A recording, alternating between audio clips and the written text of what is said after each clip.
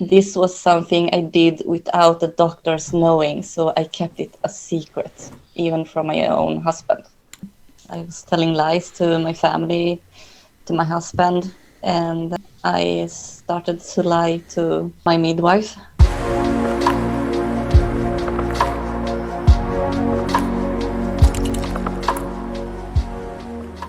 Hello, welcome to the show. This is Life Is It Just Me, the podcast and YouTube series as it now transpires. I'm going to put that into my intro. Yes. I've decided we're here to talk about the big issues, the big topics, the big things that most of us, all of us, are affected by and go through in life. This first season is all about the decision as to whether to have kids. Ryan and I have spoken to a huge amount of varied guests, so many interesting stories, and we've got another one for you today. We're joined by Therese. Hi, Therese. Hello. How are you? I am fine, thanks. And how are you? Really good, really good. And Ryan, how are you? I'm very good, thanks, Paul. Yourself? What's going on with you today? Good. I'm really excited to be here, just to talk about what we're going to talk about. It's an amazing insight that people we've never met before are giving us into their lives. So I'm so grateful. Yeah, I feel grateful too. Yeah, thank you for that. Yeah, and I am really excited to be joining you, and I am also grateful to telling my story to let people know how it can be. That's exactly what we want. We're trying to provide a forum for people who want to talk about their perspective on life, and to explain it's not just us, it's not just me. So yeah. This is it. Therese, set the scene then. Tell us a bit about who you are. Where do you come from? Yeah, like you say, my name is Therese. I live in Sweden. I am 33 years old today. I met my husband in 2007, and I just turned 20 after we met. So we have been together for 13 years, and we have been married for 6 years this year. Really early on, I told him that my dream was to have children one day, and he was fine with that. So we jumped into the relationship really fast, and here we are now, many years later, still trying for a kid. And his name is Joachim, so you know that. Yes. It's interesting you spoke about getting into a relationship quite quickly. I did the exact same thing with my partner, Lauren. We were very, very quick to get together. Ryan, what about you and your partner? I'm not sure, your wife. Similar story, yeah. We met doing musical theatre, which was different in itself, and we were opposite parts in the same play.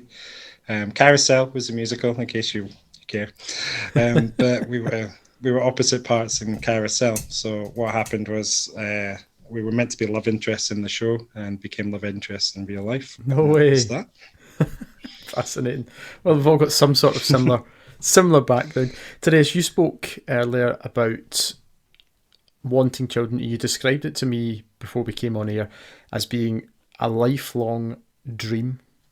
Yes. Since I've been like 6 years old, I knew that I wanted to have a family of my own. I have 3 siblings, 1 older sister, 1 younger, and 1 younger brother. So I pretty early knew that I didn't want 4 kids myself, but 2, maybe 3. That sounded good for me. So that was what I decided at 6 years old. And also that I wanted to have kids pretty young. At 23, I was thinking that is a good age. Okay. A couple of questions. 1, why 23? And 2, what do you think, sort of, from the age of 6-year-old made you think, yeah, I want to have my own family? Well, at 6 years old, I didn't grasp when you were adult. I knew that you were supposed to be like 18 or 20, something like that. So I thought at 23, then you are old enough to have kids of your own, to get married, to move away from your mother and father and stuff like that. Okay. Yeah. I'm sorry, what was the other part of the question? I was asking, you said from about 6 years old, you knew you wanted to have your own children. And that's quite young. I was wondering what it was. at that age or around that age that made you think, oh wow, this is, and it stuck, this is what you wanted to do?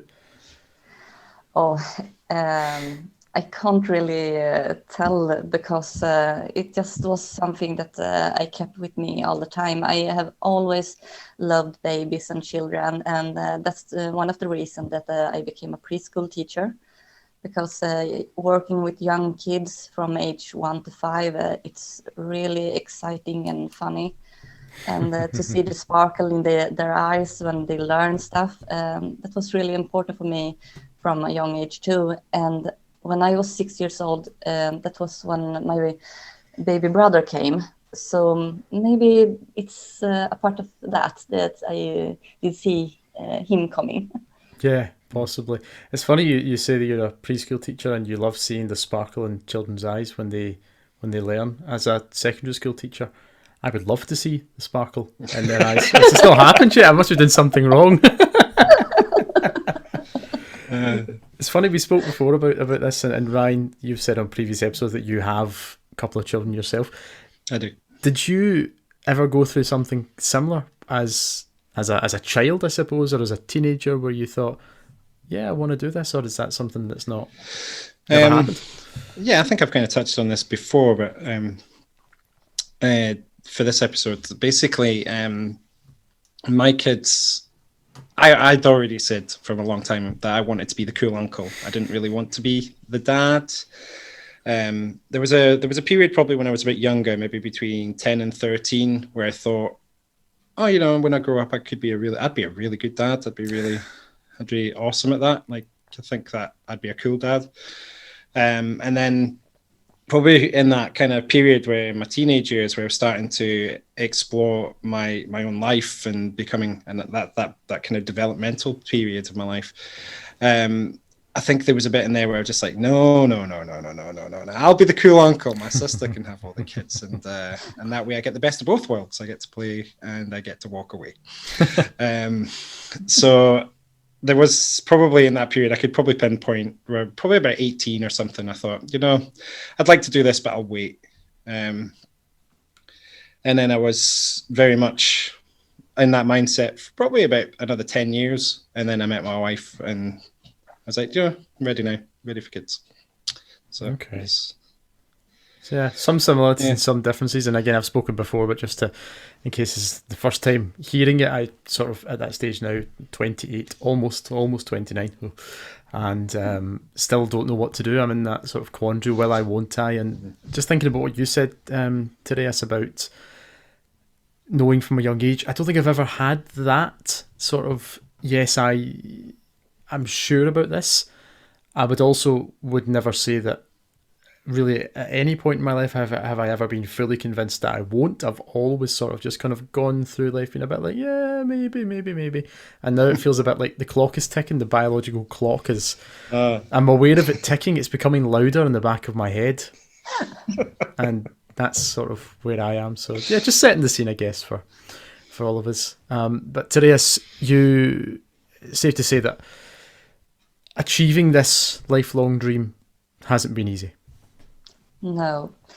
I started to study for my preschool teacher education in 2009, and I was finished 2014 in January. And that was around the time I told my husband that now I think it's the time to start a family, because I'm getting older.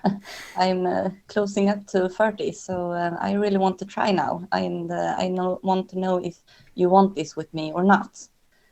And he said to me that, well, I am ready now, so let's try.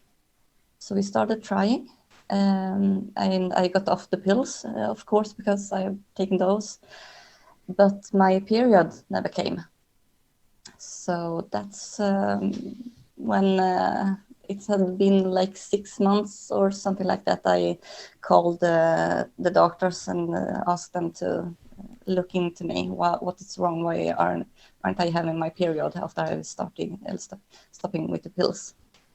And that's when I learned that I got PCOS and that it would be difficult for me to get pregnant. And here in Sweden, when you are pretty young and healthy, you need to wait 12 months before you get help from the doctors.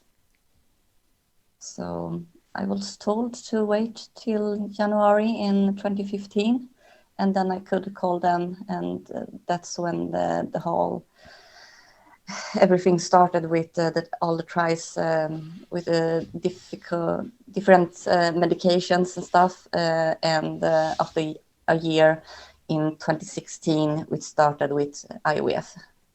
Okay.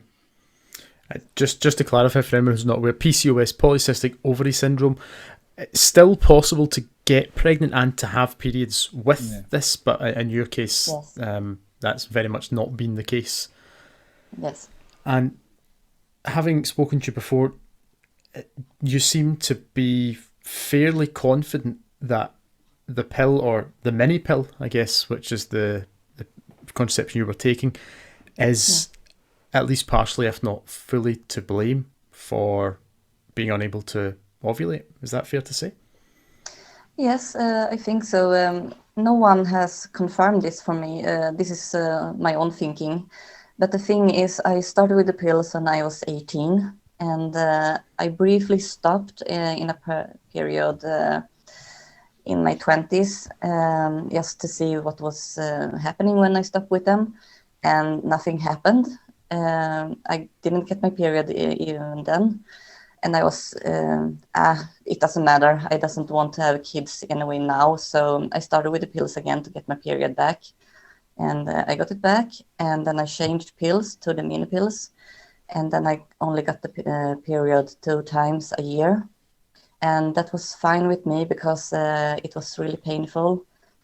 And I am a heavy bleeder also. So that was fine with me to not having it at all. But when I stopped taking the pills and I learned about the PCOS and I was thinking about my history, I got my period very late. I was 16 the first time, and I was 18 when it was regular, almost 30 days between. But then I started with the pills. I don't know if anything would have changed, if they would have continued.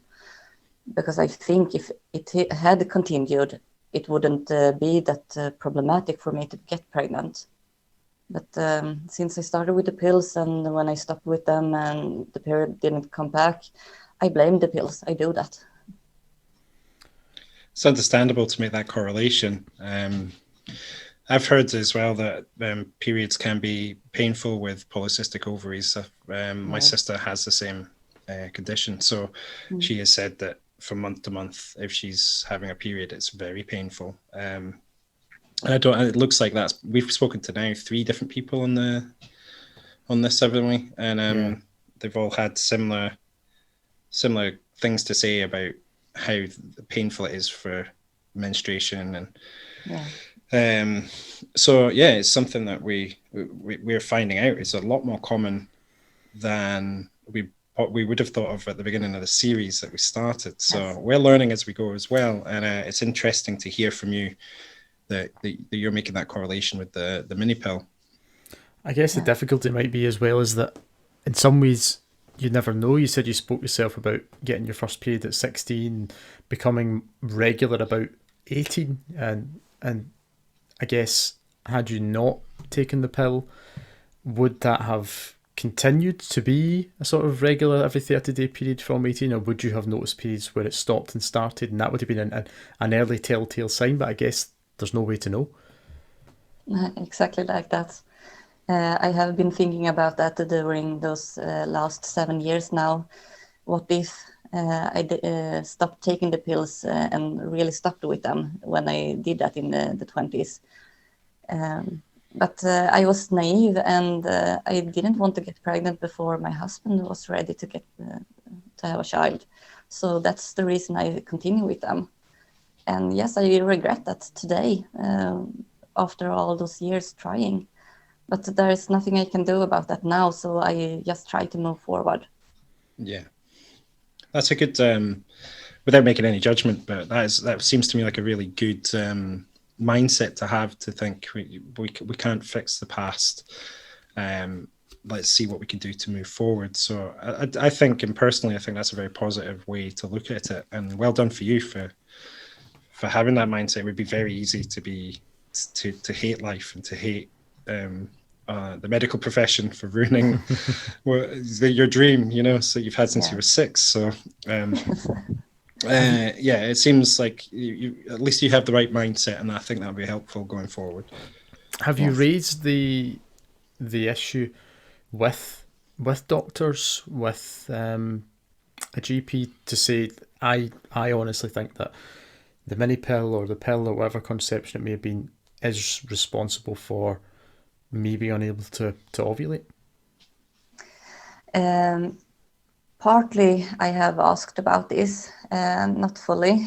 And what the doctors have told me is that I am medicational infertile. I don't know if you can translate it that way. Sounds like it. Medically infertile? Medicationally infertile? I'm not sure. Yes. Something like that. Medically induced, maybe. Medication induced. Yes. So they just explained that because of my PCOS and maybe perhaps also because of my thyroid not working like it should be. And also I have celiac disease. So it could be a combination, but the doctors blame PCOS when it comes to me. Okay. Let's talk. I suppose they have to pinpoint it to something, don't they? They have to try and diagnose something. Yeah, absolutely. Yeah, Ryan and I have spoken separately away from the podcast about sort of catch-all diagnoses, if that's the word, where it's almost like you get to the end of the road. We've tried this, it's not this. We've tried this, it's not that. So it's got to be this. Yes, here's this blanket umbrella. Yes, that's the one. Thing. Yeah. We've also noticed there seems to be a bit of discrepancy within the healthcare systems of different countries. With this, we've found we've been very lucky to speak to people in America, in Scotland, now with yourself. And the differences between all the different healthcares seems to be quite vast. There's quite a big difference between where you live and what kind of care you get and what options are available to you, which we're finding very interesting as well. Sometimes within countries as well. We spoke to Ryan's sister in our previous show about how she had different experiences in one part of Scotland compared to another part of Scotland. So that actually leads us on really nicely, Ryan, to what I was going to ask about some of the treatments and the suggestions that you have been made available to you in Sweden. What have you tried, and what have the sort of criteria, the entry criteria for those been, Therese? Yes, like I said earlier, for starter, you need to try for 12 months before you can get help. And this is when you are young. When you're starting to, as a woman, to come of age, 48, 49, 39, 40, then you get to help earlier. They prioritize those women because after 41, you won't get that much help anymore. Then they say look into foster care to have those kids or adoption. Right. Okay. Yeah. So they have an actual cutoff then. Say like a very real cutoff to saying, right, now we're not going to help. It's time to move on, think of something else. Yeah. And there can be some gray zones because if there is a woman that had have children before, she are more there are a higher chance that she will get pregnant again, even if she has turned 42. So in private clinics, maybe she can get help, but not in the ordinary clinics in the hospitals. I see, okay. Looking comparatively in the UK, the National Health Service website states that IVF in particular is offered to women under the age of 43 who have been trying to get pregnant either through regular unprotected sex for 2 years or who have had 12 cycles of artificial insemination. And I imagine that that would maybe be different. Maybe the entry criteria would be more lax in the private sector, but certainly in the public sector here, that's the rules there. Those are the rules. With regards to Sweden, you spoke about sort of going private as well. And are you looking at enhanced costs? How does the healthcare system work? Excuse my ignorance. How does the healthcare system work in Sweden with regards to treatments such as IVF, either publicly or privately? I am currently at a public clinic, and here they take in so many patients from the area around where I live. So you only get help here if you doesn't have a kid before. They doesn't do those private helps, and if they don't have to, so to say. I have a friend. She has had gotten help private at this clinic. But if you have kids from before and are trying and can't get pregnant again, then you need to go private. Okay. Yeah. Do you know what the sort of costs are, just for comparison? I see in the UK it can be about £5,000 for one cycle privately of IVF. I think it's a little bit lower here. Okay. One cycle will be around, and I hope I'm saying correct now, but like £3,000. Yeah. I think it's 33 or 45,000 Swedish crowns. Okay. Sounds about right, Ryan, about roughly within the same kind of ballpark figure. Maybe Yeah, I think so. I mean, not having the calculator switched on in my head, I think that's about right. Yeah.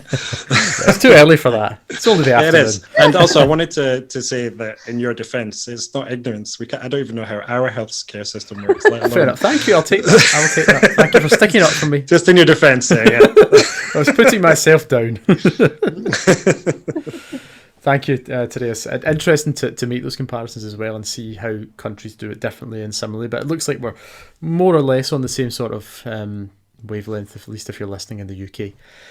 What has your journey been like with medication, with IVF, and with these alternative methods to get pregnant? At first, we tried this pill called Pergotime to make me ovulate. And I did ovulate with a double dose, but it took too long time, the doctors thought. Instead of 2 weeks, it took 3 weeks. So they told me that, no, you should move on with the injections instead. And that was when I tried Puregon. And that's gonadotropin. I don't know it in Swedish. Me neither.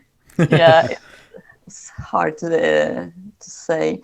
Well, this shot I tried at one time to try to ovulate, but here in Sweden also we have this social board, so to say. They regulate how many eggs that are allowed to release, how many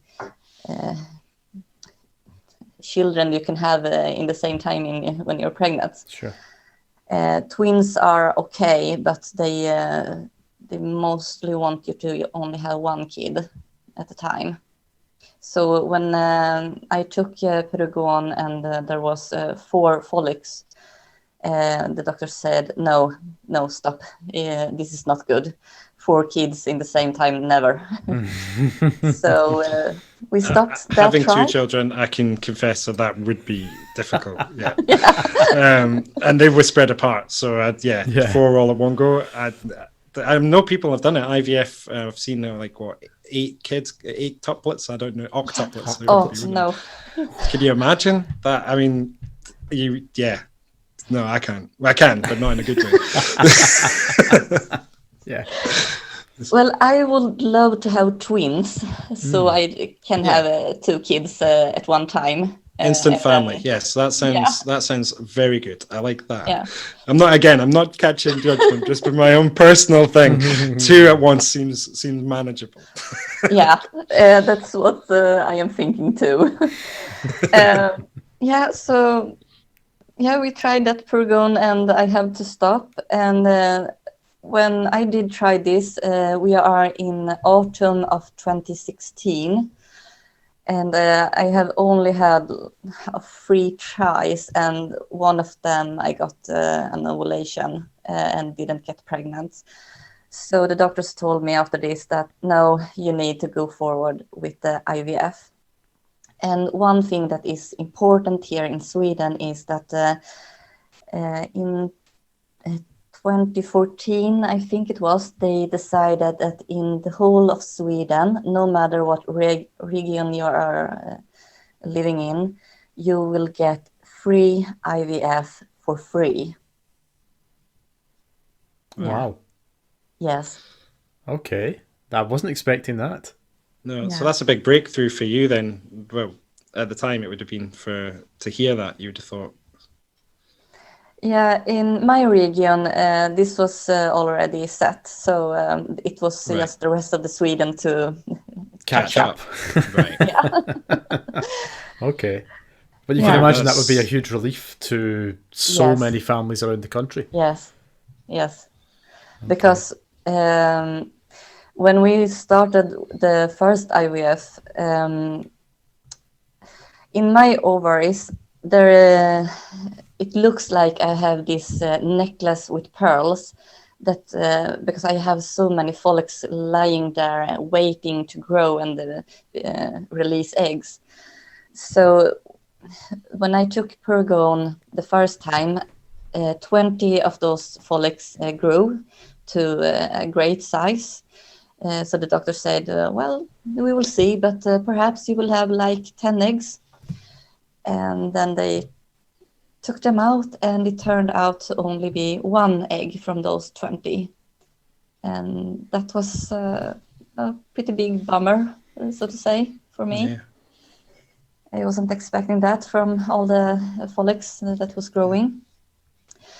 Fortunately, the egg got fertilized, and the first days it divided really nice. And we took the egg out on the Friday, and on Monday we came in to transfer it back into me. And the doctor said, yeah, it looks like this, and she said the number of cells. And I was still very naive at this time, so I said, oh, that sounds good. And the doctor, she looked at me and said, no, it's not. Thank you. Well, Thanks for the news. Thanks, Yeah. doctor. Thanks. So that was pretty hard for us to hear. We got pretty angry at her. We didn't like that doctor at all. I don't like her either. I never met her. And I've never met her. I'm not partial to her. Honestly. Yeah. So yeah, we made the transfer, but 2 weeks later I bled it all out. So we said, yeah, let's do the next one. So the next time I got a higher dose of Pergone, and now we are coming in April 2016. So we knew that we were going to do 1 IVF, maybe 1 transfer before summer, and the clinic was closing for the summer. But this time I was overstimulated. So I didn't get 20 follicles. I had more like 60. Wow. Yeah. How many of those were viable? How many of the 60 were viable? Yeah, that was the other stuff. Of those 60, they couldn't take all of them out because when the ovary is growing like that with all the eggs, they are moving inside of your body. So my left ovary, it moved up in me, and the doctor couldn't reach all of them. So she maybe took 50 of those 60 follicles, and out of them there was 22 eggs. Okay. Wow. But that's a better percentage, I guess, than Yes. Well, yeah. 1 out of 20. Yes. What does it feel like to have gone through this? Must be such a roller coaster of emotions to have the highs of being told, yeah, there's a chance, to have the lows of, well, where you've been told and the way you were told by that doctor, and as you said earlier on, bleeding it out. Yeah, it's an emotional roller coaster where you never know if you're going up or down. it's like you're blindfolded on this roller coaster. Yeah. Yeah, and of those 22 eggs, 12 of them were fertilized, and then only one of them were good enough to go to the freezer, because I was overstimulated, and then I didn't get to do a fresh transfer. So they needed to freeze them down, and only one of those could survive that. So, despite having gone from 60 to 22, we're then looking at literally one. Yes. Wow. Yes. The numbers really do fool you, don't they? When you hear numbers like that, and 50 out of 60, you start to think, oh, wow. And this is just us hearing it from, we've never met you before. 22 seems like a good number. You're like, oh, well, you got a good chance, surely. But to only have one at the end of that, I can understand your roller coaster. Yes. 100%. And this caused me to be depressed. So I got a depression after that. And I was asked by another doctor to please medicate for this depression. And when you do that, you're not allowed to do a transfer until you are stable in the medication. I see. So I couldn't do any transfer after the summer. I had to wait until Christmas. It's almost a vicious circle. Yeah. We've talked about this before, though, that you get caught in a bit of a trap of one thing causing another thing, and then you're not really sure where you are in that circle of things that are causing all the different things, and you're just not sure what's causing what anymore. It sounds really tough.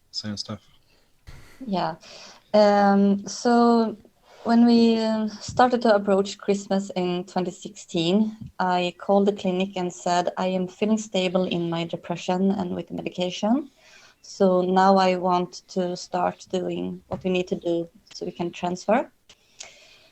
And because of that, I'm not ovulating. I was giving this medication Letrozole to try to make me ovulate with this, to have the hormones natural in my body. So we tried a single dose, but nothing happened. And this is after Christmas because of holidays and stuff. So then we waited until March 2017.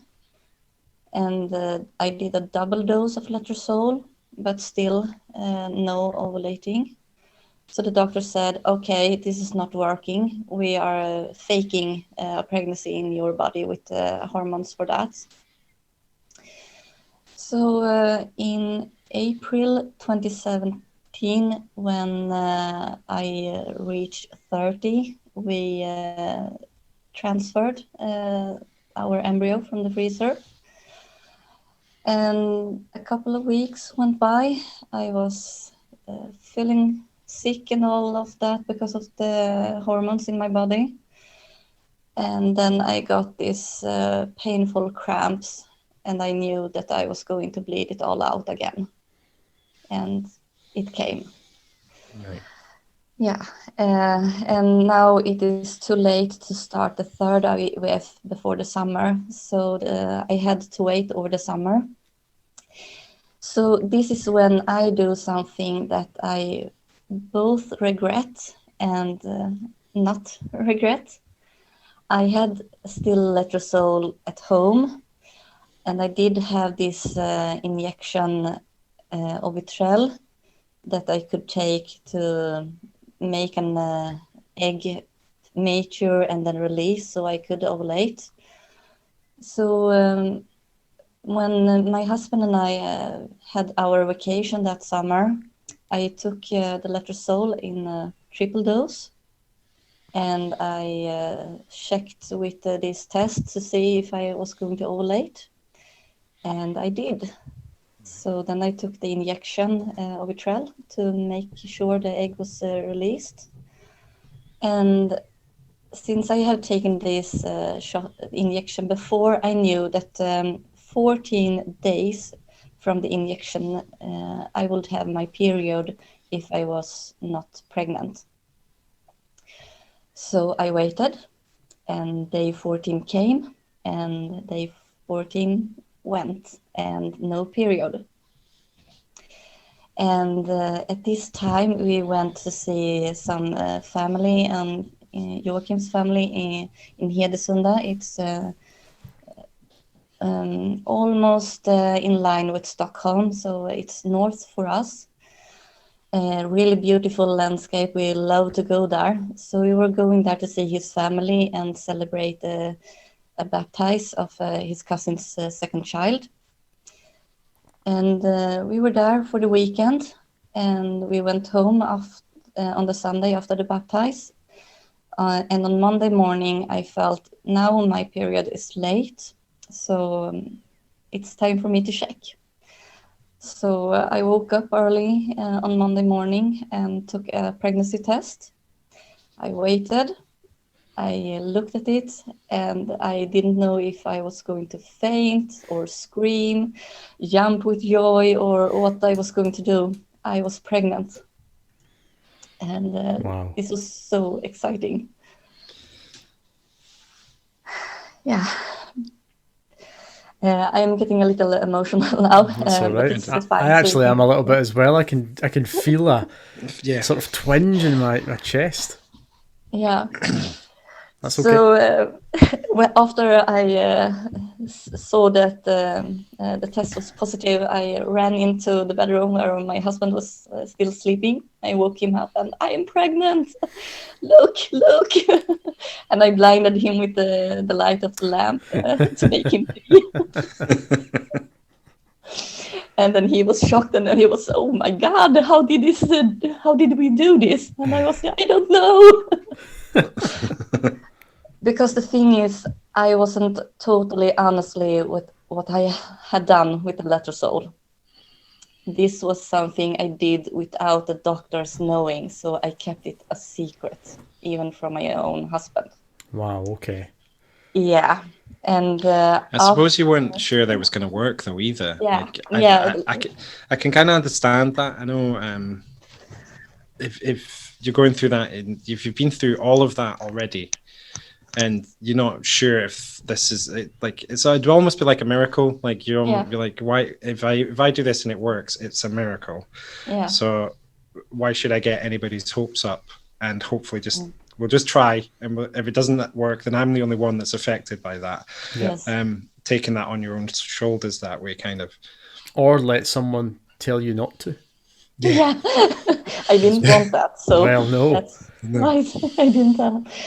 Well, I have asked for his forgiveness afterwards, and he said, why didn't you tell me? No problem. And you don't need to ask for my forgiveness. So I am very grateful and thankful for him not being angry with me. Were you aware at the time when you were doing this?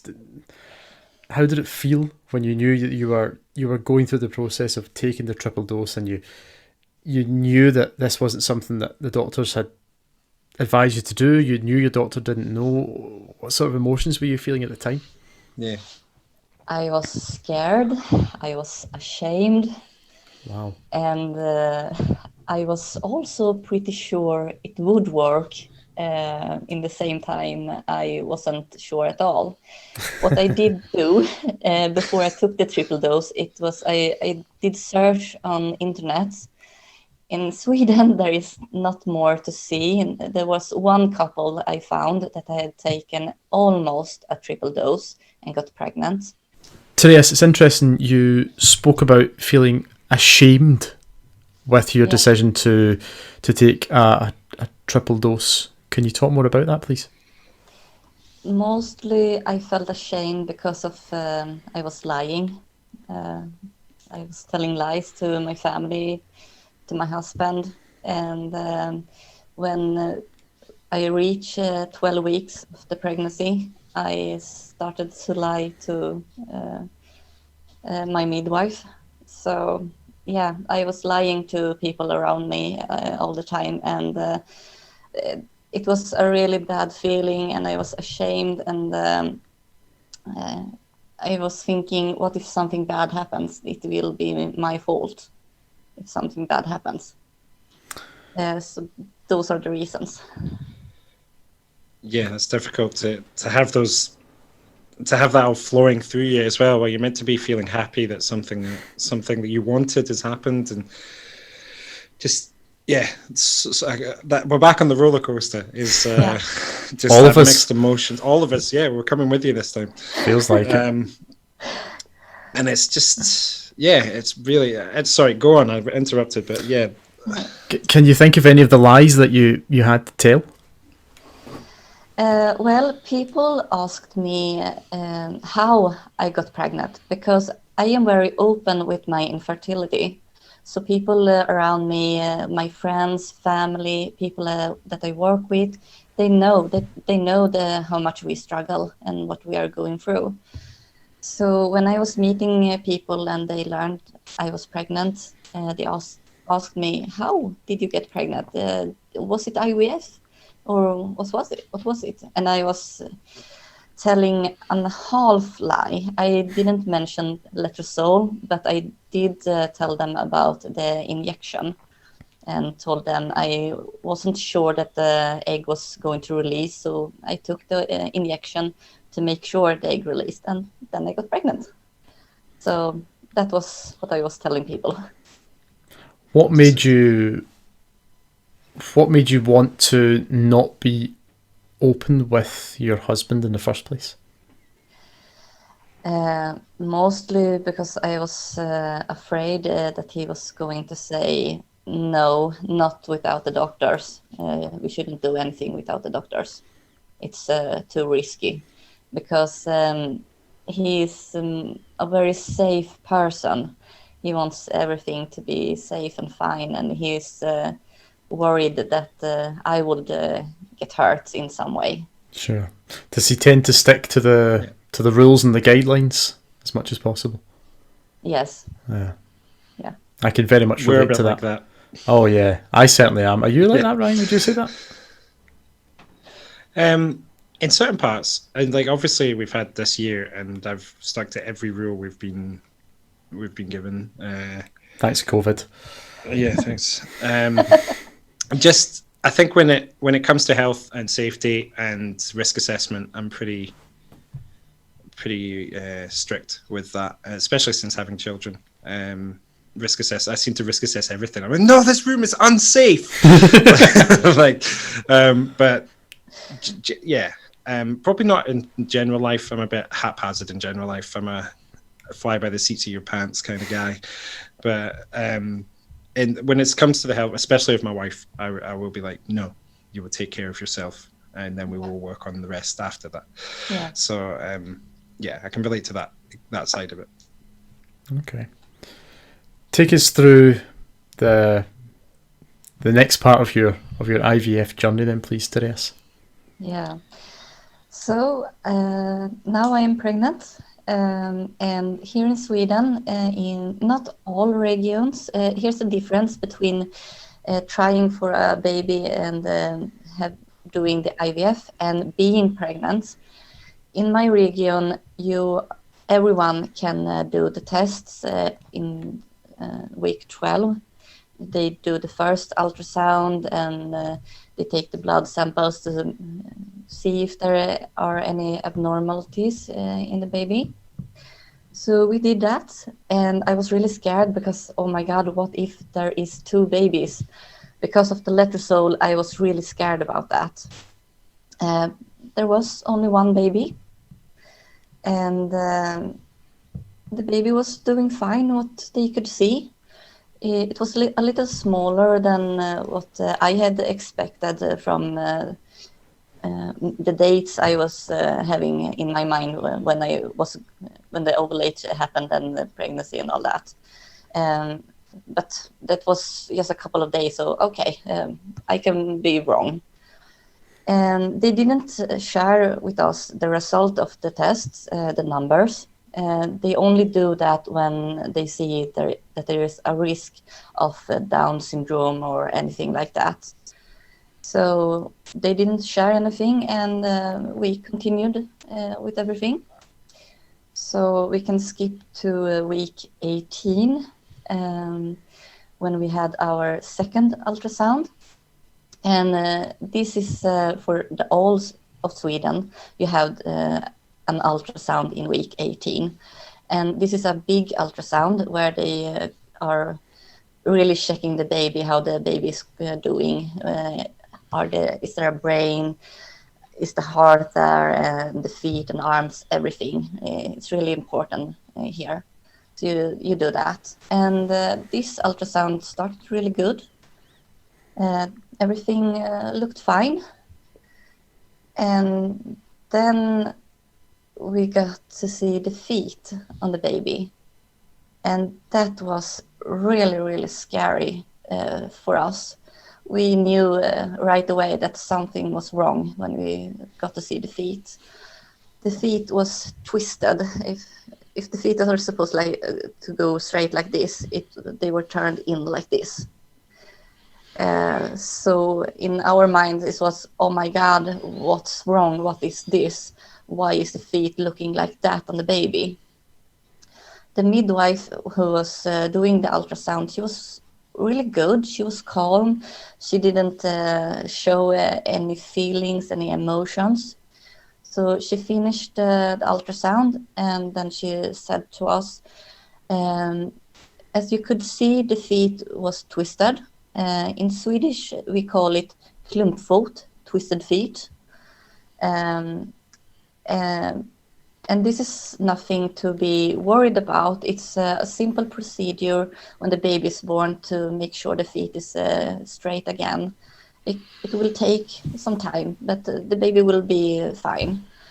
But we need to make sure that there is nothing else wrong with the baby.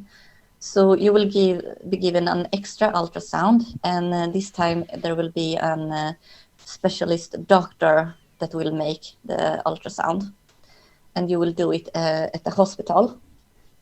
So we waited a week, and we went to the hospital, and we did the ultrasound, and everything was fine also there. And this ultrasound was scary in another way. It's a little bit funny because he was making sure the face was fine on the baby, that nothing was wrong there. So we got to see the skeleton, the skull, and that was not nice to see.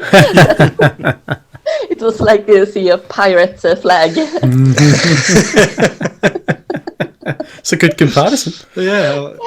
Like really visual, I can imagine it. Yeah. Me too.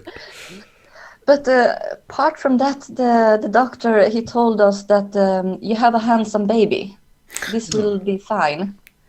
I can't see anything more wrong than the feet. So I don't think that you should do anything more now than go home, relax, enjoy your pregnancy, and I wish you good luck. And that was it. So, okay, fine. He also asked if he wanted to have an extra ultrasound in week 34, just because of the feet. And of course, I wanted to see my baby one more time before the birth. And he also said, I will send your information to a doctor that will give you information about what to do when the baby is born with the feet. And then you will have a time and to sit down with this doctor. And this doctor is a very, very good doctor. He has all the babies in our region. So he handles a lot of those cases every year. So, yeah, we went home and continued. And now we are approaching Christmas. And what I failed to tell you before is that my older sister, she is 6 weeks before me in her pregnancy. So we were pregnant at the same time. So to meet her in Christmas was really exciting. We compared our baby bumps. I was a little bit bigger than her, even though she was 6 weeks before me. Yeah. So we were laughing about that. My family was teasing me. Oh, you are so big. Are you sure it's not twins? Yes, I am sure there's not twins in there. It's only one. And we were talking about the gender of the baby. We didn't want to know the baby's gender. We wanted to wait until the birth. And this also for my sister and her boyfriend. But they had a feeling because at their ultrasound, the midwife accidentally showed some parts. Oops. And I looked at her and I said, "You're going to have a baby girl, and I am going to have a baby girl." I had this feeling that we both were having girls. After Christmas, I started to feel ill. I was feeling nauseous more than I had early in the pregnancy. And when I went to see my midwife on the checkups, I gave her the urine sample, and she could see that I was leaking protein. And this is an indication of pre-eclampsia. So she checked my blood pressure and stuff like that to make sure I didn't get preeclampsia. So I started also to get a little scared. What if I have that? Because I know how dangerous this is. What is preeclampsia? I can't tell you in English. Okay. Actually, I'm just looking now. Yeah, you can go do that. I think I'll chip in here. It's I'm just reading this from the internet. It's a condition that affects some pregnant women, usually during the second half of pregnancy, or soon after the baby is delivered. Symptoms can include high blood pressure, yes, protein in your urine, which you mentioned. Yeah. You can have swelling of the feet, hand, ankles, yes, headaches, vision problems. Okay. So it's symptoms that would affect you as opposed to the child. Yeah. Okay. And if it continues, it can be fatal both for the baby and the mother. So they needed to really have a close eye on me. Because I did have high blood pressure. I had the protein in my urine, and I did have my feet swelling. And also I noticed that my underlip was swelling some morning, and then during the day it calmed down to the normal size. Is that a symptom of preeclampsia, the lips? Yeah. I wasn't aware of that. It can be, and on me it was an early sign. And then in week 32, I think it was, I started to have contractions. And at first, I didn't feel the contractions. I did have some contractions, just one at a time. And that I knew was normal because the body is preparing for birth. Yeah. So I wasn't concerned about this. But I had to go in for a checkup because of my blood pressure and stuff like that. So when I was there to leave all these tests and check up, they noticed stuff. They didn't tell me right away, but they called the delivery unit in the hospital and told them that I had to go there and do some more tests. So they told me, you go out there, they know that you're coming, and they do the tests, and then they will help you. And when I came there, they put this CTG on me to listen to the baby's heart beating and to monitor this during the time I was there. What I didn't know at first was that they also monitored that I had contractions. I didn't feel them at first. But one midwife came into me when I was lying there and listening to the heartbeat of the baby. And she asked me, do you feel the contractions? And I looked at her and no, I don't feel any contractions. well, you do have contractions. And she showed me on the screen that here the heartbeat and here are your contractions.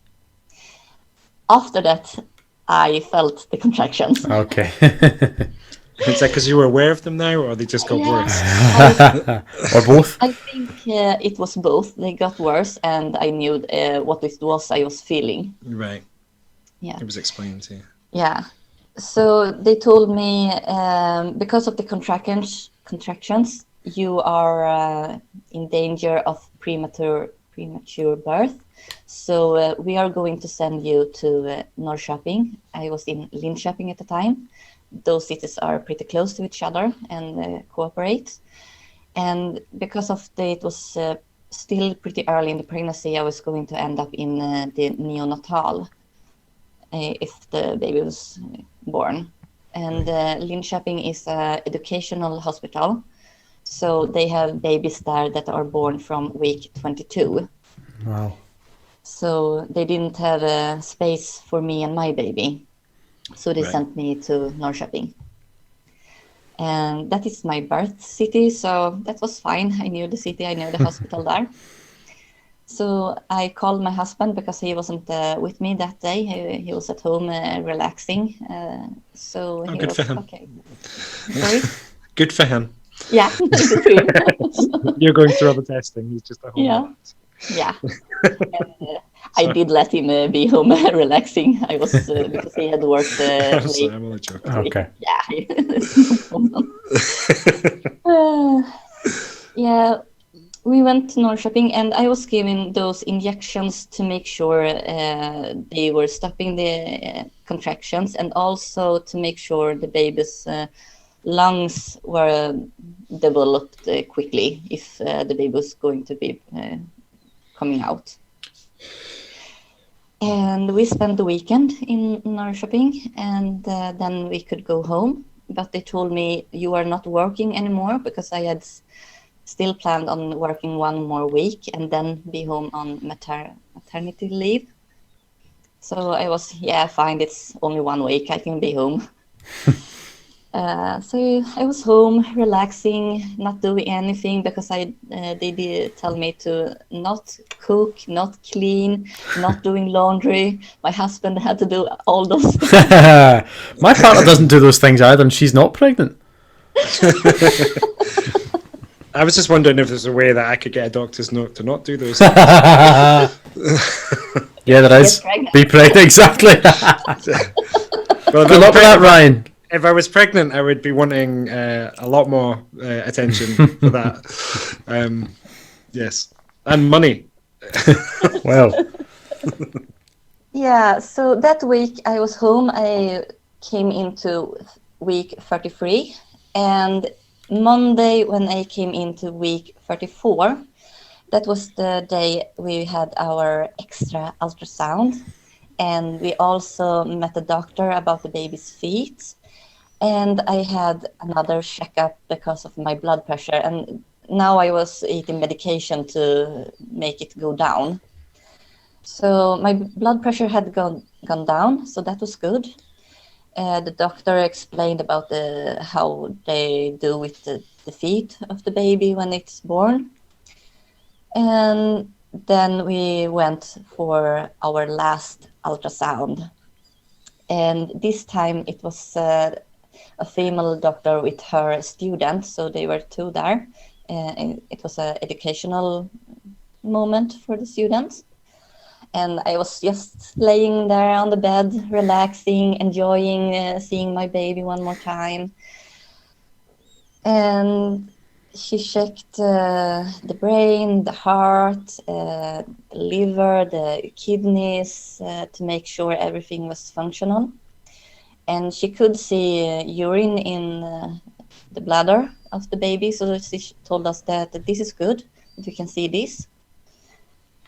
And then she checked the brain again and the heart again. And this was when I was starting to feel something is wrong. And then she checked the brain and the heart a 3rd time. And this time it was like I had this really cold hand, ice cold hand, taking a hold of my heart and squeezing really, really hard. A feeling of dread. Yes, something is wrong. What is wrong? And she also started speaking, talking, showing us what she was looking at, and she grew quiet. So this was also an indication that something was wrong. Yeah, But when the she, doctors start to stop talking, Yeah. that's a bit of a worry sometimes. Yeah. Yeah. But we waited. We didn't say anything, and she finished, and she asked us to sit down at her desk so she could read in my journal. Do you say journal? Yep. Yeah, Journal. and your notes, maybe. Notes. Yeah. Yeah, thank you. So she was reading in my notes to see what has been happening before in the pregnancy, what they have written and stuff like that. And then she told us it's a lot of shadows where the head of the baby is laying. So I am not sure. But what I can see is that there is a lot of fluids in the ventricles in the brain, and there is too much fluid. The limit is 10 millimeters, and I can see it is 11 millimeters. So that made us really, really anxious and scared. And she said to us there could be nothing. And you also have a lot of fluid. There is too much fluid in your stomach. So what we can do is we can drain some fluids to make it easier for you the last couple of weeks in your pregnancy. And I will talk with my colleagues and the other doctors and ask if we're maybe doing a scan of the baby to see what is wrong. We will be in touch with you later this week. And then we were given this appointment to come back on the Friday to drain some fluid. And then we went home. And that evening, my sister called me. She had her baby that weekend. So we talked about the birth of her baby girl. I was right. Called it.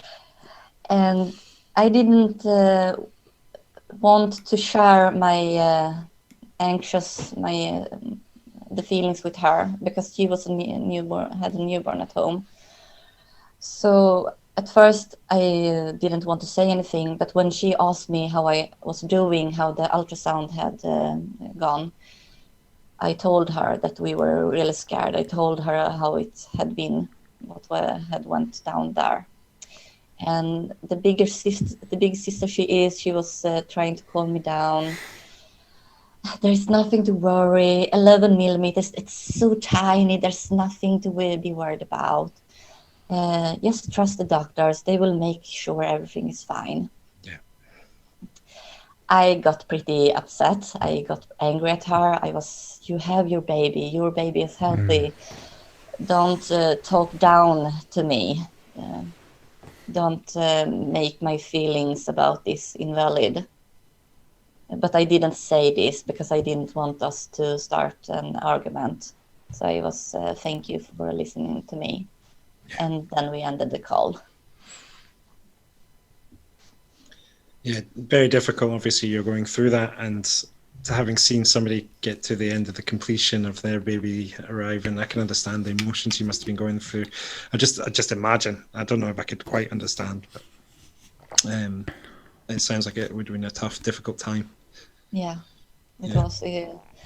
Again, this horrible blindfolded roller coaster. It was back again. Yeah, we never came to Friday. We are in February now, the beginning. On Tuesday, I went into Linköping to have a massage and to cut my hair because I was thinking it was getting too long. And when I went in, I had contractions again. From not having the contractions for a week, they came back. So I called the hospital, the delivery unit, and told them about my contractions and that they were worse than before. So they told me to come in. And I called my husband, and he was working, and told him, you need to come in because I'm having contractions again. And they did a checkup on me. The cervix was still closed, it was fine, but they noticed, they saw that my contractions was worse. So they told me that you will stay here now at the hospital until you give birth. You are not going home this time.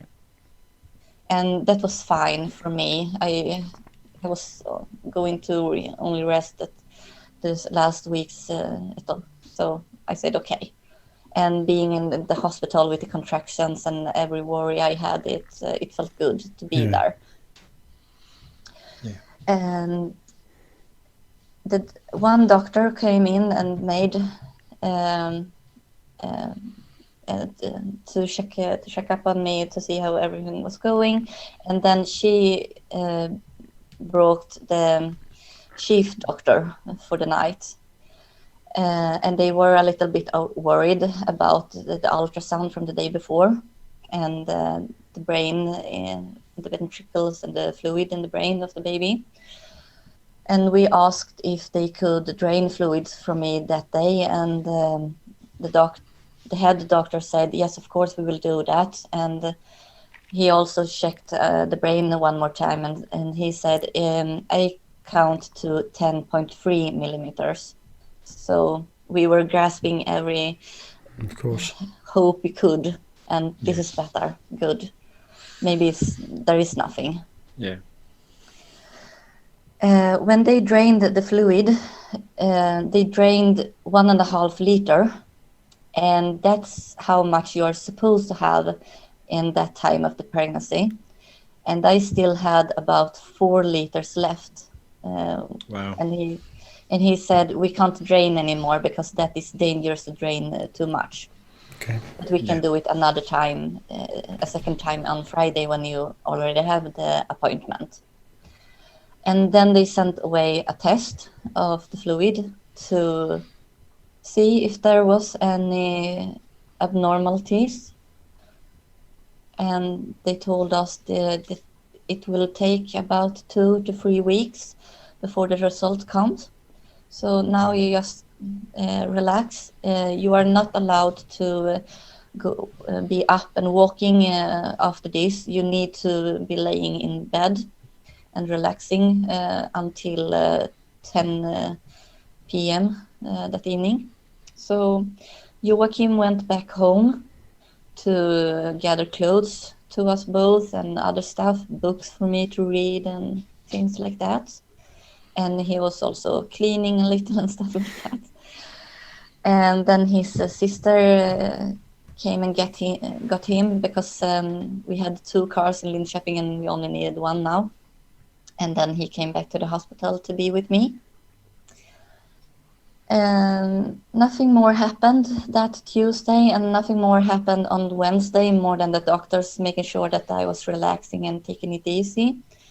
And if the contractions came back, they told me, you need to call us immediately because it is dangerous if the water break. And I was, yeah, fine, of course I will do that. And on the first day, Joachim, he had a meeting at his workplace with his boss to talk about his salary and stuff like that. So he asked me, is it okay if I'm going or do you want me to stay? And I was, you can go. I'm just laying here in bed doing nothing. There's enough that only one of all. You were doing nothing. You were boring time. You were very busy. Yeah, I was. Just not maybe doing things that you would normally be doing, but you were still, your body was busy. Put it that way. My body was busy. Your body was busy. And the rest of my body needed to relaxing. Yeah. Well, that part was busy.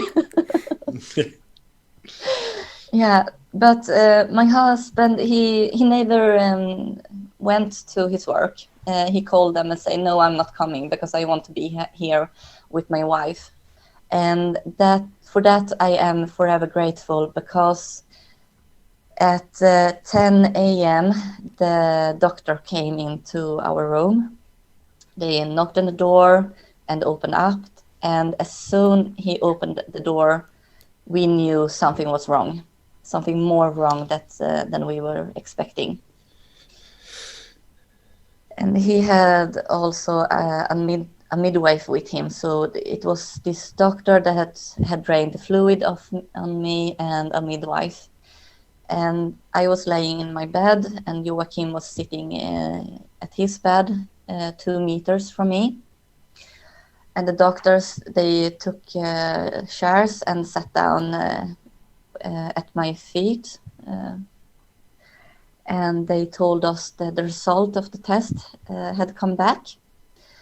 And it showed us it was Trisomy 18, Edwards syndrome. And this, I was totally blank, because I was prepared to hear Down syndrome, and that will be fine, because kids with Down syndrome, they grew up and have a pretty normal life. They can do everything I can do.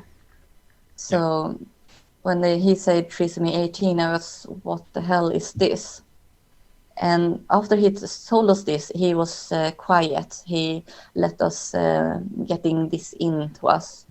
And then I asked him, what does that mean?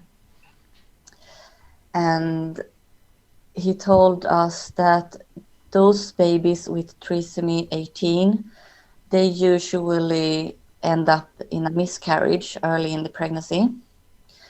If they continue and still grow, they are still not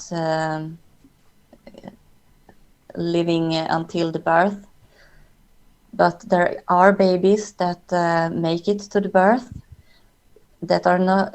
It's not sure that the baby will survive during the birth. It may die during the birth. If it survives the birth, it can die hours or days, maybe a week after birth.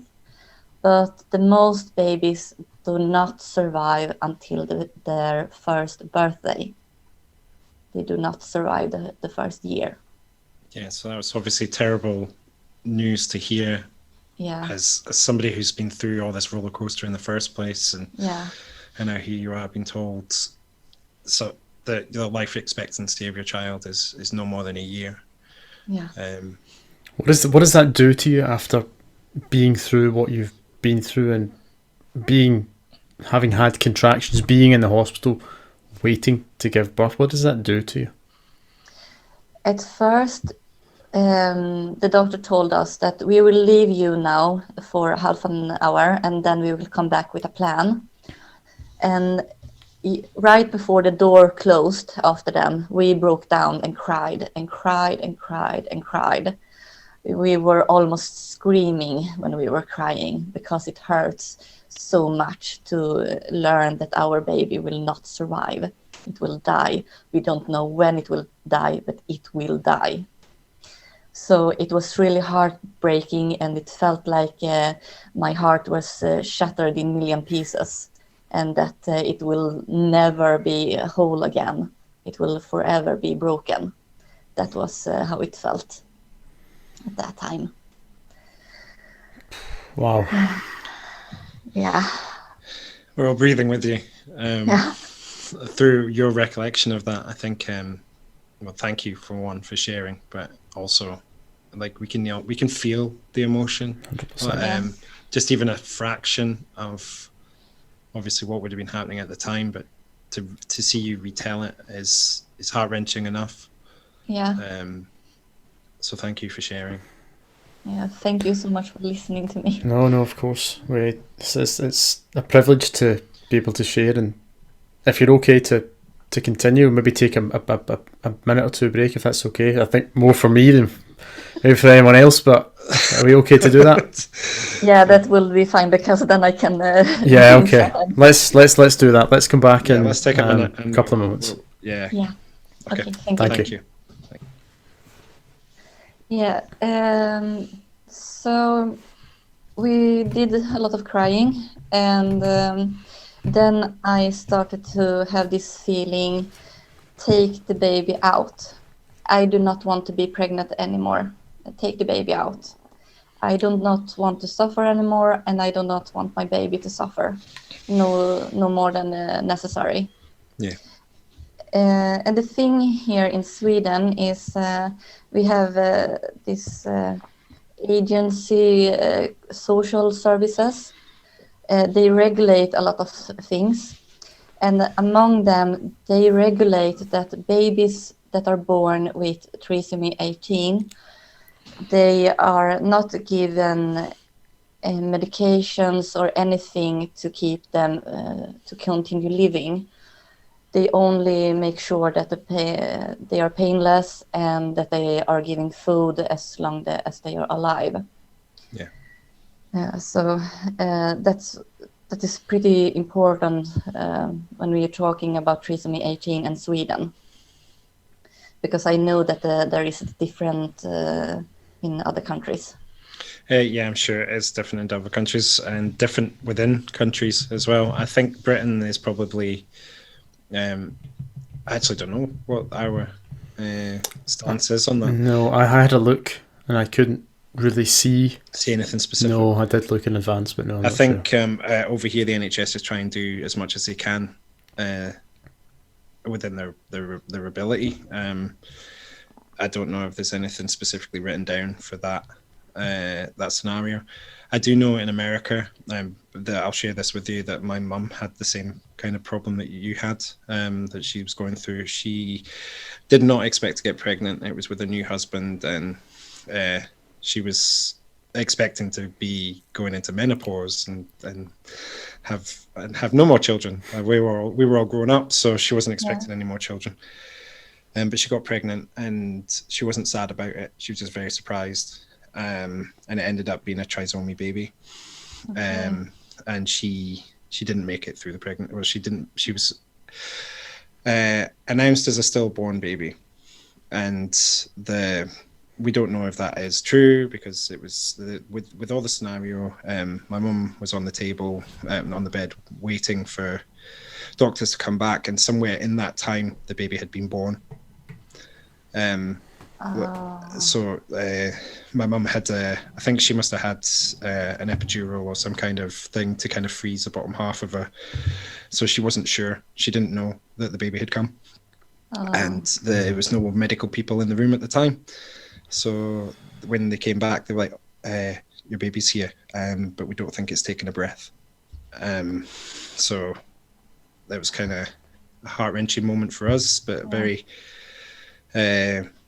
the way it was in America, in the state she was in, so it's very state specific. They were the same. They weren't going to help in any way, shape or form. And to the point that because this baby had not taken a breath, or that they couldn't prove that it had, that they weren't going to issue a birth certificate. So my mum felt like that this baby had never existed, even though she'd given birth, it's gone full term, and then given birth to what was a stillborn baby. And this month is actually the anniversary of like what would have been her birthday, so it's all kind of raw this month. But it's nice to, not nice, but kind of therapy to speak to yourself and be able to share with you that we went through something similar as a family. Trisomy obviously is quite rare. There's the three different types. I don't know how much you know, Paul. Not a lot. Obviously, Down syndrome is classed as one of them, but it's a different chromosome. Edwards is one, obviously, in this scenario for you. And then there's the third, different chromosome again. So there's like, that's probably why, I don't know if that's part of the trisomy thing, that there's three that they know of that are different chromosomes that affect. And I think ours was one of the other. It was the third one of the three. So it could have been Edwards, I'm not sure, but I would have to speak to my mum, and that would open up wounds that I probably don't want to get to. She's okay speaking about it now. She likes to talk about it, but I don't know, just to confirm that if it's worth it. but also in our family we had my auntie, and she gave birth to a trisomy baby that lasted a year. Her name was Jacqueline, and she was fed with a tube, and then didn't last. I think it was just almost her first birthday.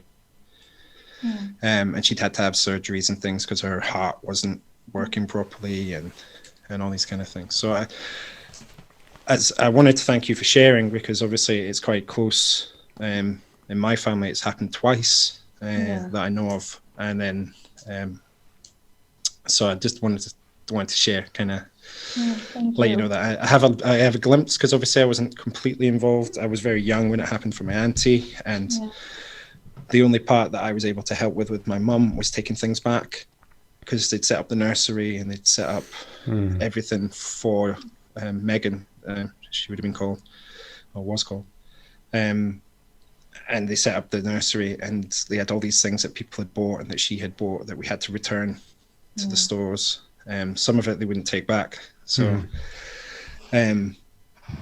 so I had to help her. I went across to America to help her with that scenario, and going into places like Walmart and explaining to the lady at the counter, and letting my mum kind of be in the background so she didn't have to deal with it all, but trying to help her to resolve that. But can we give this back because we don't need it? And explaining why was kind of, as soon as you gave a little bit of that story, the people were just like, yeah, but don't say anything else, just give us the things. So I don't know exactly where your experience is going. Obviously we've yet to finish your story, but I just wanted to explain that it had affected my life too, and that this felt like the right moment to share that with you, because we're talking about that specifically. Yeah, thank you for sharing. It's thank you. Like you say, you want to say it's nice, but you want to say it in a part you understand that. It's nice to know that you're not alone. Yeah, that's it. It's not nice to talk about, but it's nice to know that we're not alone. Yeah, definitely that. Comforting, maybe, is that the word? Yeah, probably the right word, Paul. Yeah. Yes. Yeah. So anyway, sorry, I know I interrupted the flow of your story, but it felt like the right moment to share. I think it was. Yeah. Before I continue anymore, I can also just say that from what I know, trisomy 18 is the most deadly of the trisomies. The three, okay. Yeah. I wasn't sure how the different chromosome affect that. Like, for anybody who's not sure what we're talking about, is obviously Down syndrome. Is it chromosome 13 for Down syndrome? Or is it 20? No, 21. Is it 21? Yeah, I'm sorry, 21. I've got it written down here and I've didn't even refer. So 21, and yours was 18 for Edwards, wasn't it? So it affects different chromosomes. It means that there's 3 sets of chromosomes repeated. Is that correct? So that one. Number 18, there are, instead of 2, there are 3 of them, and that makes everything go wrong, so to say, in the body of the baby. Yeah, it's extra DNA, extra chromosome that's not required, and it's kind of just causing all these issues in the body. I don't know, obviously people watching this or listening to this might not have an understanding of that, and just clarify that now. Yes. So continue, please. Sorry, I realised that we got to that point and I kind of shared, but thank you. Thank you. Well, that half hour passed, and we were waiting, and my brain was screaming, "Take the baby out." So I was waiting for the doctor to come back so I could tell them. What I am really scared of is a C-section. I am scared to laying there on the table and not being able to move when they take the baby out. So at that point I was feeling, I don't care if I am scared, do the C-section, take the baby out. I don't know if it's the right term, but my baby was laying in breech. The bottom was coming first, not the head. Yeah, that's Is it? breech. Yeah. Yeah. So that's why there would be a C-section if the baby was going to be born at that time. But the doctor came back, and instead of having the midwife again, he had another doctor with him. So this time they were two doctors, and they sat down with us and told us that they only give palliative care in Sweden to the baby. Yeah. If the baby survives the birth and lives for 3 or 4 hours, they will give food to the baby, because that's how palliative care is supposed to be, and to make sure there is no pain for the baby. And then we got this folder from the social services that explained what Trisomy 18 is, so we could read more about it. And Did that help, having the information on it? Did it help you? yeah, Or can you explain how you felt getting that information? because when they were talking, some of the stuff they said, it was like it didn't stuck inside our brains. They were talking, and the only thing we heard that was that our baby had chromosomal abnormalities and would die. That was the only thing. Yeah. And we were in shock. I didn't realize I was in shock, but the doctors told us that was one of the first thing they said. We will not do a C-section of you. We will not make sure you deliver the baby now, because you are in shock. And because of the news you have gotten from us, the best thing to happen is that you give birth the natural way. Okay. So we will not perform C-section, even though the baby is in breech. If we will take away all the medications that have stopped the contractions. So if the birth is coming of its own, that's good. We will not stop it then. And if it not come by itself, we will give you medication in a week. So at mostly you will go with this news for a week, and then you can give birth to the baby. And I wanted to scream, please take the baby out. Mm-hmm. And during this time, I knew that the baby's head was right under my heart on the left side, and the baby's feet were kicking me on the right side. And I do know this because I did feel the head, and also they did see this on the ultrasounds. So, and that's also part of why they told me the baby was in breech. But they calmed us down. They said, please do what you feel you need to know. Normally, you are not allowed to have friends and family in the hospital where we were staying, because of the other parents living there, pregnant women.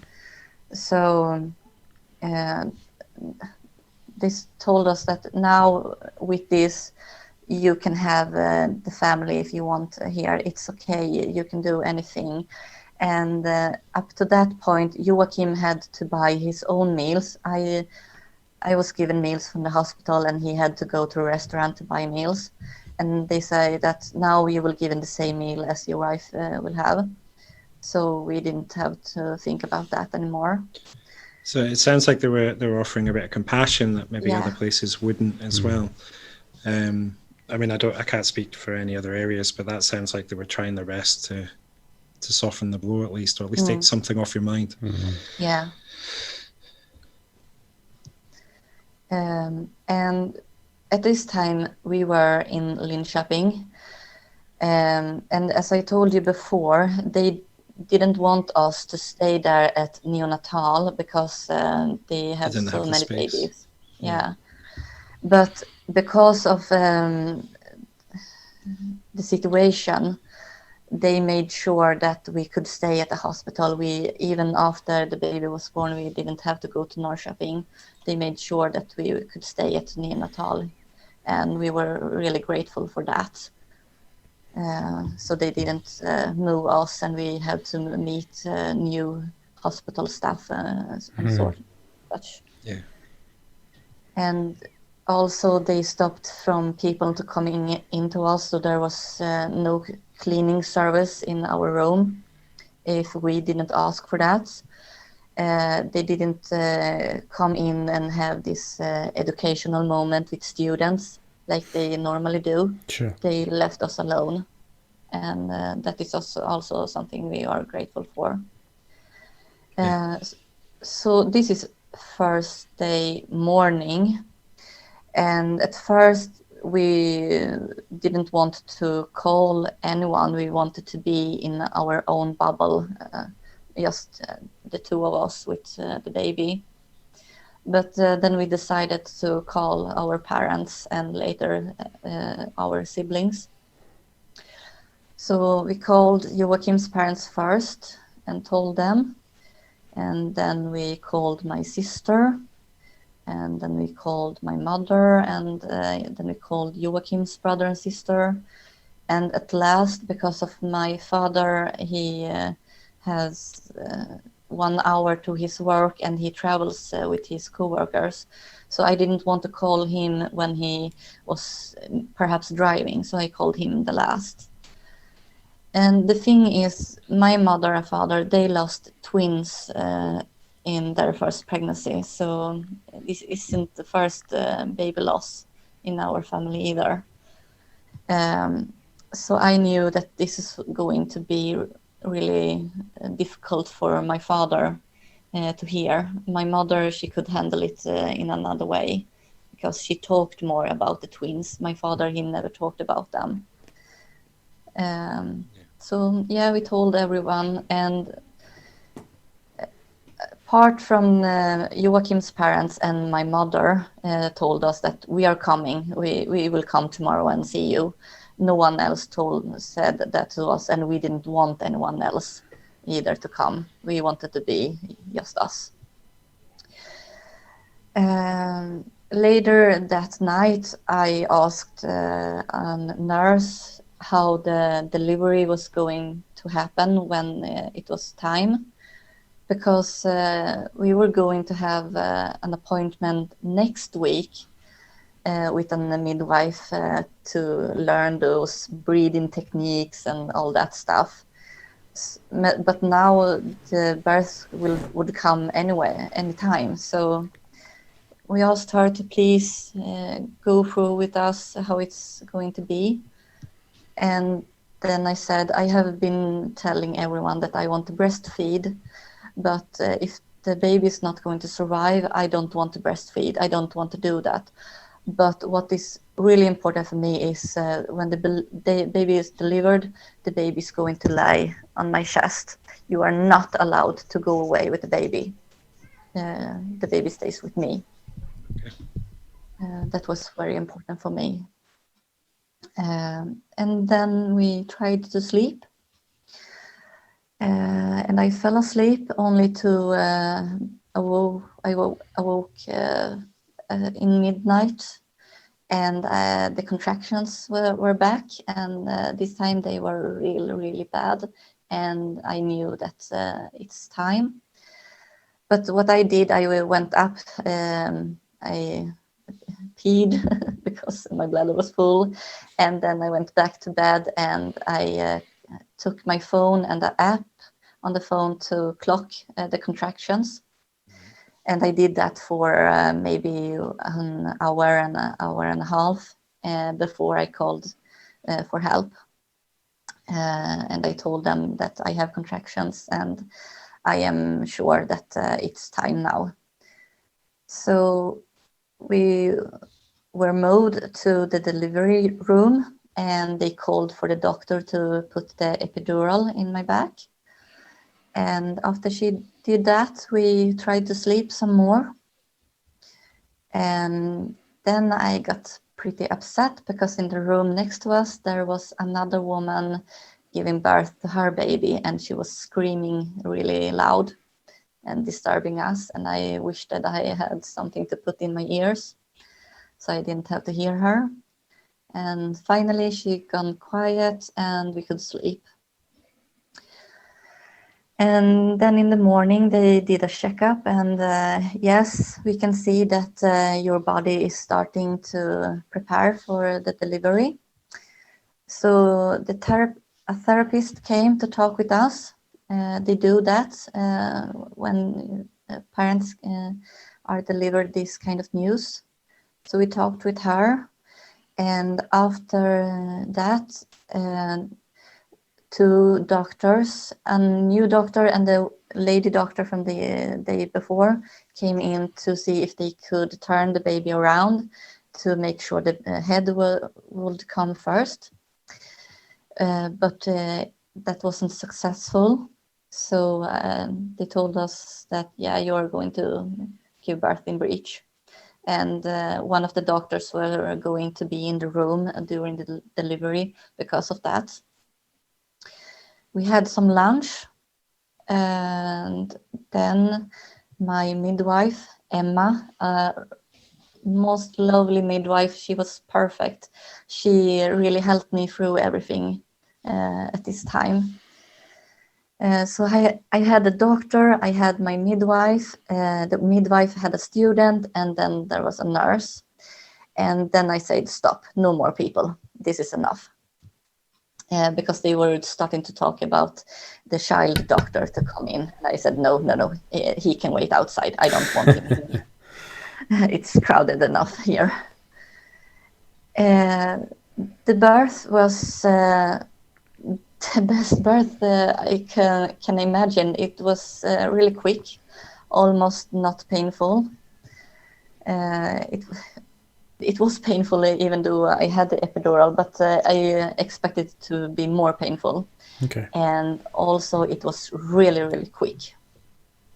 Because of I had this much fluid in my uterus, they had to take a sort of a ruler with a pointy end to make a hole, and then the midwife sat with her finger inside me and doing this motion, taking the finger out, releasing water, putting it back in to stop the water to coming, because it was really dangerous for my life if the water was just flooding out. Okay.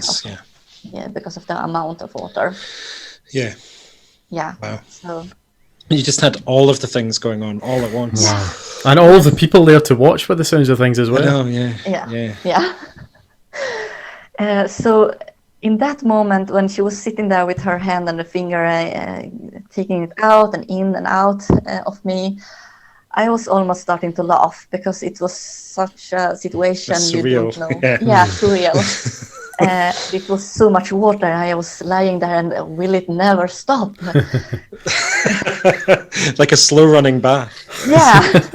And, at one time I asked Emma, aren't you getting wet? Because she was sitting on the bed at my feet. No, I'm not getting wet. This is fine for me, she told me.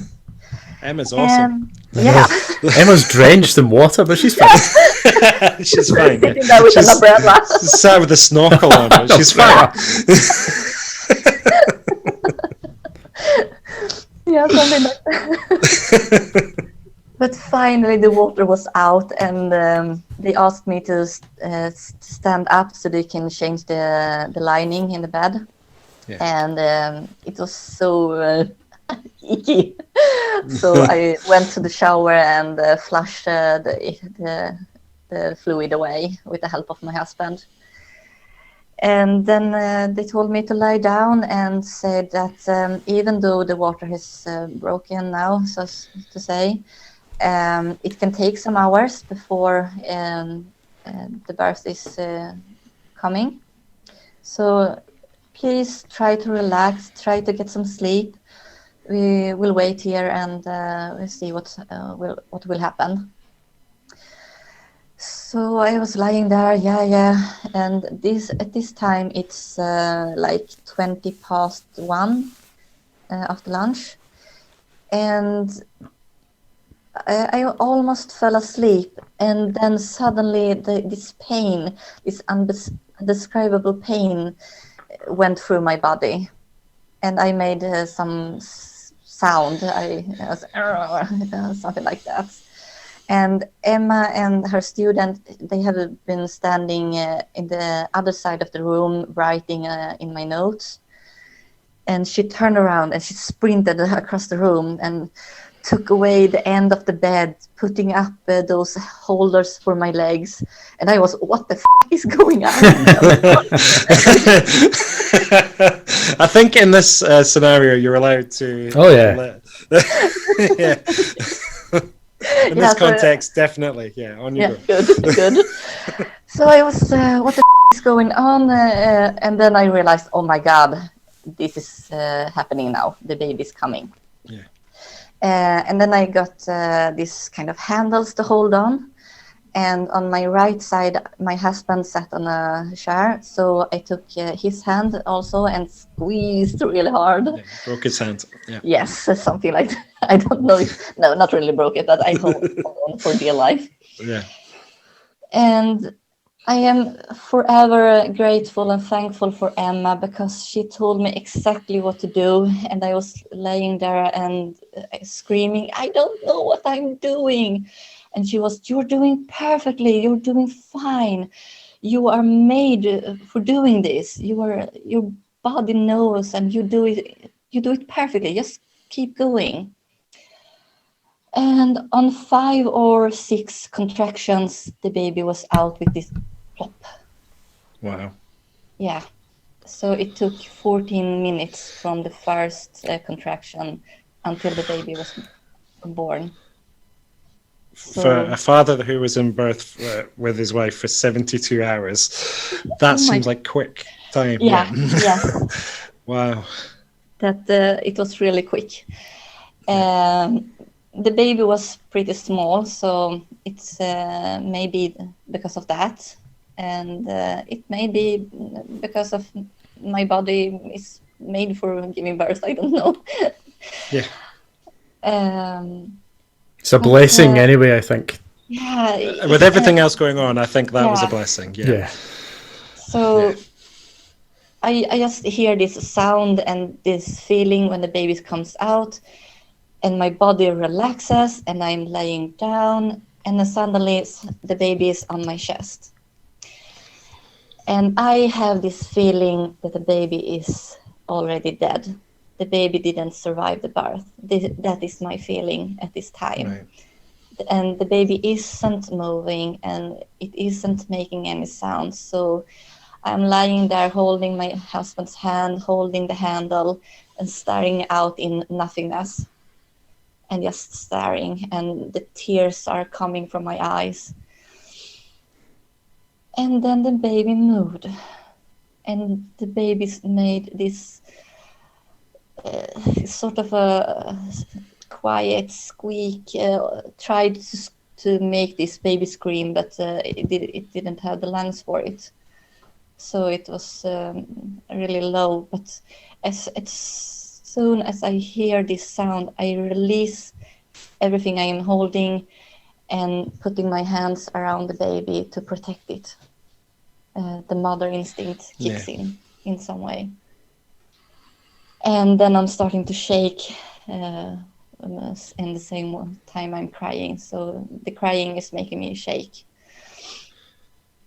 And I almost doesn't hear it, but I do hear my husband's making sounds of amazement when he sees our baby there. But I don't give a care about him. He can scrap. Yeah, it's not about him. Yeah. No, my focus is on the baby. And they're putting warm blankets on us to keep me warm and keep the baby warm. And then the Emma asked me, "Do you have a name?" And up till this moment, I was thinking, I do have this name for a baby girl, but if it is a baby girl, do I want to use that name, or do I want to keep it if I one day have another baby girl? But I tell Emma, we don't even know the gender. So she says, well, the baby father can cut the cord and take a look. So Joachim does that, and he tells me it's a girl. So you're right again. Yes, I was right again. I had my baby girl. And in this moment, I'm feeling dread. I am scared. I am angry. I am sad. I am happy. I am full of love. It's so many emotions, and I can't even try to explain how everything fitted inside of me. I feel like we're all having those emotions. Yeah, or some of them, 100%. at least. Yeah, like a fraction of what you went through, but just I feel like we're sharing it with you in this moment. I can't articulate it. I can only tell you that we feel it with you at this moment. Thank you. It's been good. I don't know about you, Paul, but I feel like we've been through the ringer of emotions, and we have. And yeah, as we said, Therese, thank you so much for sharing this first half of your journey. We'll pick this one up again soon and in a second part, but it's been a pleasure to share this with you, and we'll speak soon. Hey, it's Paul. Thank you so much for checking out Life Is It Just Me? Don't forget to subscribe wherever you get your podcasts, or on YouTube for the video version. Check out our website for the latest updates, lifeisitjust.me. See you soon.